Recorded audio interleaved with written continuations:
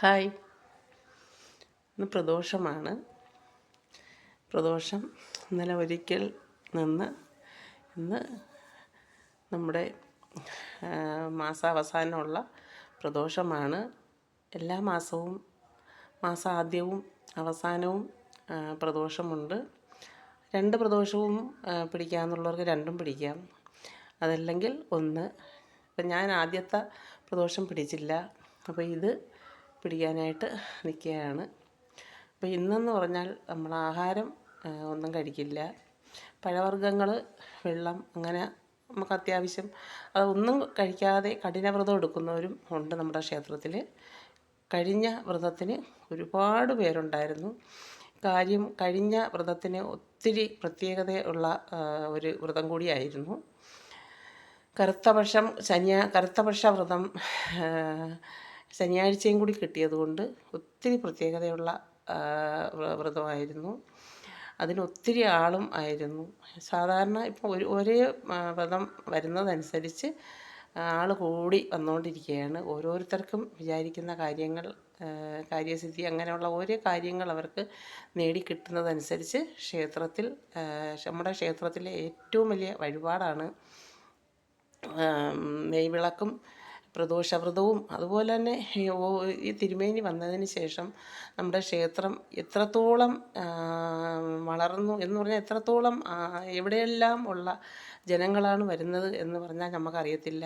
നമ്മൾ തൊട്ടടുത്ത് കിടക്കുന്നവർ നമുക്ക് ചിലപ്പം കയറിപ്പോവാൻ പറ്റാതെ എന്തെങ്കിലും ഇതായിട്ട്, പക്ഷേ നമ്മൾ ഇവിടെ ഇരിക്കുമ്പോൾ ക്ഷേത്രത്തിലേക്ക് പോകുന്ന ആൾക്കാരെ നമ്മൾ കണ്ട് നമ്മളിരുന്ന് അന്തിച്ചു പോകാറുണ്ട്. കാര്യം ക്ഷേത്രത്തിലേക്ക് അവർക്ക് ഓരോ കാര്യസാധ്യത്തിന് വേണ്ടി അവർ ഓരോ വ്രതങ്ങൾ നോറ്റ് അവർക്ക് ആ ജോലിക്ക് വേണ്ടിയും മറ്റുള്ള ഓരോ കാര്യങ്ങൾ ചെയ്ത് അവർക്ക് ആ കാര്യങ്ങൾ നേടി സ്വർണ്ണങ്ങൾ വരെ നമ്മുടെ ക്ഷേത്രത്തിലേക്ക് നേർച്ചയായി ചെയ്യുന്നുണ്ട്. അങ്ങനെ അത്രയ്ക്ക് നമ്മുടെ വിളിച്ചാൽ വിളി കേൾക്കുന്ന ഭഗവാനാണ് നമ്മുടെ വീട്ടിൻ്റെ തൊട്ടുമേൽ ഉള്ള മഹാദേവനും പാർവതീ ദേവിയും ഗണപതി ഭഗവാനും നാഹരും ഗണപതി ഭഗവാനും എല്ലാവരും അടങ്ങിയതാണ് നമ്മുടെ ക്ഷേത്രം. അപ്പം നമുക്ക് ഇപ്പോഴും വായന നടക്കുന്നു. ഈ പ്രാവശ്യം കർക്കിടക മാസം പിറന്നിട്ട് തിരുമേനിയുടെ ഒരൊറ്റ ഇതാണ്, എല്ലാ ദിവസവും കർക്കിടക മാസം ക്ഷേത്രത്തിൽ വായനയും വിളക്കും വേണമെന്നുള്ളത്. ഇതുവരെയും അങ്ങനെയൊന്നുള്ള യാതൊരു ഇതും ഇല്ലായിരുന്നു. രാമായണ മാസം പിറന്നു കഴിഞ്ഞാൽ ക്ഷേത്രം രാവിലെയും വൈകിട്ടും വിളക്കും വായനയും വിളക്കും രാമായണം വായിക്കുകയും വേണമെന്നുള്ളത് ഒക്കെ തിരുമേനിയുടെ ഓരോ ഇതാണ്. അതുപോലെ തന്നെ ഓരോ കാര്യങ്ങൾക്കും ഗണപതി ഹോമമായാലും പല പൂജകളും ഉണ്ട്. ഇനിയിപ്പോൾ അടുത്ത മാസം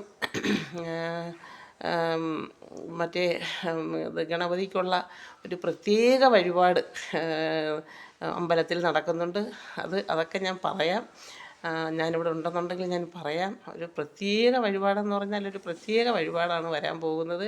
നമ്മുടെ ക്ഷേത്രം വിചാരിച്ചതിൽ നമ്മൾ ആ ക്ഷേത്രം ഉയർന്നു വരുമ്പോൾ നമുക്ക് അതിനനുസരിച്ച് നമ്മൾ ഈ പറഞ്ഞ കണക്ക് നമ്മൾക്ക് കയറിപ്പോവാൻ എനിക്ക് ഒരുപാട് നേരം അവിടെ പോയി ചവിട്ടി നിൽക്കാൻ പറ്റാത്തൊരു ഭഗവാനെ ഇവിടെ നിന്ന് ഞാൻ എപ്പോഴും അതെല്ലാം കേട്ട് വിളിച്ച് ഒക്കുന്ന ദിവസമെല്ലാം കയറിപ്പോയി ഭജിക്കുന്നുണ്ട്. എന്നാലും ഇവിടെ ഇരുന്നെങ്കിലും ഭഗവാനെ ഞാൻ കൈയെടുക്കും. ഇന്നിപ്പം പ്രദോഷത്തിന് വ്രതം നിൽക്കുകയാണ്. അപ്പോൾ ഇന്ന് കയറിപ്പോയി പ്രദോഷത്തിന് തന്നെ ഒരുപാട് നേരമാണ് ഭഗവാന്റെ ഇതിൽ ഇതെല്ലാം കഴിഞ്ഞ് വരുമ്പോൾ ഒത്തിരി സമയങ്ങൾ പിടിക്കും. എന്നാലും അതെല്ലാം കണ്ട് തൊഴുത് നമുക്ക് അതിന് നമ്മളിങ്ങനെ വരിയ ഒത്തിരി പേര് കാണും. അത് കഴിഞ്ഞ് ആ ക്ഷേത്രത്തിൽ നിന്ന് വരുന്ന പുണ്യവെള്ളം അല്ലെങ്കിൽ കരിക്കും വെള്ളം തന്നാണ് നമ്മൾ നൊയമ്പ് മുറിക്കുന്നത്. നൊയമ്പ് മുറിച്ചതിന് ശേഷം നമുക്ക് കഴിക്കാനായിട്ട് അവിടെ നിന്ന് തന്നെ നമുക്ക് പടച്ചോറ് തരും. അതിലെന്തെങ്കിലുമൊക്കെ അത് കഴിക്കാനൊക്കെ കാണും. അതാണ് നമ്മൾ കൊണ്ടുവന്ന് രാത്രി കഴിക്കുന്നത്. അതുവരെ നമ്മൾ നെല്ലരി ആഹാരവും പിന്നെ ഒരാഹാരങ്ങളും വേറുള്ള ഈ പഴവർഗ്ഗങ്ങളല്ലാതെ പഴവും വെള്ളവും കഴിക്കും. അല്ലാതെ വേറെ ഒരു ആഹാരവും ഇന്ന് കഴിക്കത്തില്ല. അങ്ങനെയാണ് നമ്മൾ കഴിക്കുന്നത്. പക്ഷേ ഈ വരുന്നവരിൽ പലരും കഠിനവ്രതം വെള്ളം പോലും കുടിക്കാതെ വരുന്നവരുണ്ട്. അപ്പം നമുക്ക് തൈറോയ്ഡൊക്കെ ഉള്ളതുകൊണ്ട് അങ്ങനെ പറ്റില്ല. അപ്പോൾ തന്നെ എനിക്ക് ഒത്തിരി മുമ്പേ എനിക്ക് ഇത് തൈറോയ്ഡൊക്കെ ഉള്ളതുകൊണ്ട് നമുക്കങ്ങനെ കഠിനവ്രതം എടുത്തിരുന്നാൽ നമുക്ക് ആ ഒരു ഇത് ഒരിക്കലും പറ്റില്ല. ശരീരമൊക്കെ തളർന്ന് ചിലപ്പം മറിഞ്ഞ് വീഴാനൊക്കെ ഉള്ള സാധ്യതയുണ്ട്. ഒന്നാമത് എനിക്ക് ഷുഗർ ഒക്കെ കുറവാണ്. അങ്ങനെയൊക്കെ ഉള്ള ഇതുണ്ട്. അപ്പോൾ നമ്മൾ ഭഗവാൻ അറിയാമല്ലോ, നമുക്ക് ഓരോരോ കാര്യങ്ങളറിയാം. പിന്നെ ആൾക്കാർ നോക്കുമ്പോൾ കരത്തിനകത്തൊക്കെ ഇരിക്കുന്നു. അപ്പം അങ്ങനെയൊക്കെ ഉള്ളൊരിതാണ്. അപ്പം നമ്മുടെ ആരോഗ്യത്തിൻ്റെ ഇത് നമുക്കല്ലേ അറിയാവൂ. അങ്ങനെയൊക്കെ ഉള്ള കാര്യങ്ങളാണ്. അപ്പോൾ വൈകിട്ട് ക്ഷേത്രത്തിൽ കയറി പോകണം. അപ്പോൾ നമ്മളെ ക്ഷേത്രത്തിൻ്റെ കാര്യങ്ങൾ ഇങ്ങനെയൊക്കെയാണ്. വിളിച്ചാൽ വിളി കേൾക്കുന്ന ഭഗവാനാണ് അവിടെ ഇരിക്കുന്നത്. അപ്പോൾ ഞാൻ ഒത്തിരി വീഡിയോകൾ ഇതിലെടുത്ത് ഞാൻ ഇട്ടിട്ടുണ്ട്. എനിക്ക് അപ്പം ലോങ് വീഡിയോ ഒക്കെ ഇട്ടിട്ട് ഒത്തിരി നാളും സുഖമായി. ഞാൻ വീഡിയോ എടുത്തുകൊണ്ടിരിക്കുമ്പോൾ ചിലപ്പോൾ എന്തെങ്കിലും അതിൻ്റെ ഇടയ്ക്ക് സൗണ്ടുകളോ അതിൻ്റെ എന്തെങ്കിലും അസൗകര്യങ്ങളോ ഒക്കെ വരും. അപ്പോൾ പിന്നെ ആ വീഡിയോ ഞാൻ അപ്ലോഡ് ചെയ്യൂല. അങ്ങനെയൊക്കെ ഉള്ള ഒരിതാണ്. അപ്പോൾ ഇനി പുതിയ പുതിയ വിശേഷങ്ങൾ വരുന്നുണ്ട്. അതൊക്കെ ഇതിൻ്റെ ഇടയ്ക്ക് ഒത്തിരി പേരെൻ്റെ അടുത്ത് മോനൊരു കുഞ്ഞുണ്ടായല്ലോ, എന്നിട്ട് കുഞ്ഞിനെ കാണിച്ചില്ല, കുഞ്ഞിൻ്റെ ചരട് കെട്ടിൻ്റെ ഇതിട്ടില്ല എന്നും പറഞ്ഞൊക്കെ ഒത്തിരി പേരെൻ്റെ അടുത്ത് പരാതി പറഞ്ഞിട്ടുണ്ട്.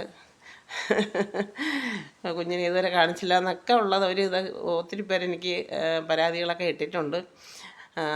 അതൊക്കെ ഞാൻ പോകെ ഞാനെല്ലാം ഈ പറഞ്ഞ കണക്ക് അതൊക്കെ നിങ്ങൾക്ക് പോകെ ഞാനെല്ലാം നിങ്ങൾക്ക് പറഞ്ഞ് മനസ്സിലാക്കി തരാം. ഇതൊക്കെ തന്നെയാണ് ഇന്നത്തെ എൻ്റെ വിശേഷം. അപ്പോൾ വൈകിട്ട് പ്രദോഷ വ്രതത്തിന് പോകണം. അപ്പോൾ പറ്റുകയാണെങ്കിൽ വ്രതത്തിന് നിൽക്കുന്നത് ഞാനൊന്ന് പിടിച്ച് കാണിച്ചു തരാം. ഞാൻ ചിലപ്പോഴൊക്കെ വിചാരിക്കും ഒന്ന് പിടിക്കാമെന്ന്. പറ്റുമെങ്കിൽ നിങ്ങൾക്ക് ഞാനത് പിടിച്ച് കാണിച്ചു തരാം. അപ്പോൾ ഞാനിപ്പോൾ ഒരു മാങ്ങ മാങ്ങ പൂളി അതിലൊരു പഴം കൂടി ഇട്ട് ജ്യൂസ് അടിച്ച് കൊണ്ടുവന്നത്